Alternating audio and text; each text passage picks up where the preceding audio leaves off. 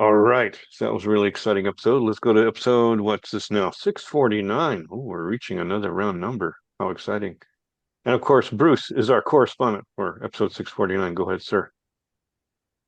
Okay, so I was planning to go because I'm in Minnesota still. Um, oh, and by the way, I'm going to be traveling next week, so I won't be here. But next week, probably, I'm going to have my Minnesota album come out. It's a Oh. total of 5 minutes of music. Mm. And you guys may hate me if I do this, but I was thinking we're going to have a listening party. Um, Oh, no, we like that. We like new music. This is fine music. Yes. Oh okay, yeah. so this is my album cover. It's Minnesota songs, and as Papa someone Twister. who, yeah, Papa Twister, that's might be me. My whole band walked out on me, so all I had was my electric guitar and my voice, and I was over here because I now have a little tiny amp, and I never had that before. So I've never taken my amp up to this cabin, but now I have this tiny amp. So the past 2 weeks, I decided to record. This is my SoundCloud. This is not public. It's private, if you can see right there. And this is my wait, Minnesota songs. How do I do this? Ladies and gentlemen, the world debut of Papa Twister's. Oh, man, I just Minnesota missed the title. songs. Minnesota Minnesota. song. Minnesota songs. So I wrote two songs about Minnesota, and here they are. Yo. This is Dorothy Molter. She paddled from Chicago in a canoe, portage through Wisconsin past Duluth, looking for a life after nursing school in Minnesota's backwoods. She found a life of solitude, and her dream came true. Dorothy Molter, root beer lady of Knife Lake. Dorothy Molter, who the women love and the men hate.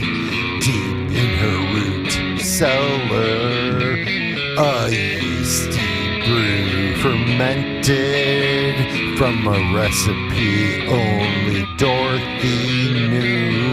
She was now a star. People traveled from afar to drink at Dorothy's root beer bar. Dorothy Molter, root beer lady of Knife Lake. Dorothy Molter, who the men love and the women hate.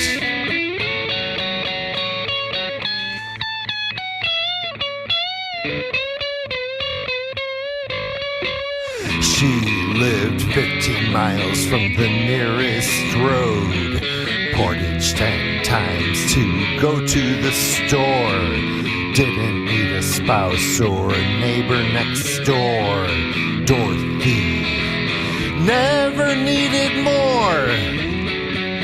Dorothy Molter, root beer lady of Knife Lake. Dorothy Molter, loneliest woman in the USA. And Dorothy Molter was a real person. You're And the second song, Henry Schoolcraft married the woman of the sound the stars make rushing through the sky. She taught him Ojibwe and he went in search of the headwaters of the Mississippi. It was one of those things Henry thought was divine, because because God told him to convert the Indians into Christians and find the origin of the Old Man River or die trying. Henry hired Ozar Wendell as a headwaters guide, and he took Henry to Elk Lake where Henry cried. Henry planted an American flag and declared, I have discovered the headwaters of the Mississippi River.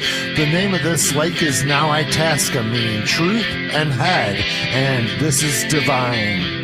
Because God told me to convert the Indians into Christians and find the origin of the Old Man River or die, and there needs to be a gift shop on the way to the headwaters.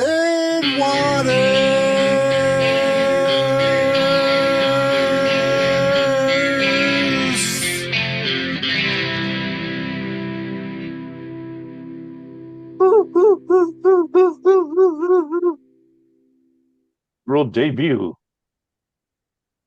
Thank you. So that's what I've been doing the past 2 weeks. Oh my God, I feel ashamed of myself. That was really now. good. You know, the beginning of the first song, Yeah. you kind of reminded me of, I know you probably get this, Tom Waits. I got a little Tom Waits a little bit. Oh, really? Because you went, thank you. and then all of a sudden your voice changed to something else, and I was like, oh, okay, I like that. I like the transition of it. Thank you. Yeah. So, You're yeah. definitely livelier than Dylan. Well, I was thinking because when I saw Steve Earle, he talked a lot about, well, he had a young guy open up for him, and he kept saying, well, I needed something to write a song about, so I went to the library. And Steve Earle, he goes, well, I used to like go to the library to write songs, and then I developed real emotional content. But I thought, oh, well, what's Minnesota to me? And we used to go to this with my kids, go to this Itasca State Park, which is the headwaters, and has all these plaques about Henry Schoolcraft. And, they're missing a few details about him, but he's a big hero. And then Dorothy Moulter is the last person to live in the Boundary Waters, and she would sell root beer to Boy Scouts. Woo, that alone is cool. Yeah. Yeah. Great job, man. Great job. Thank Thank you so you. much.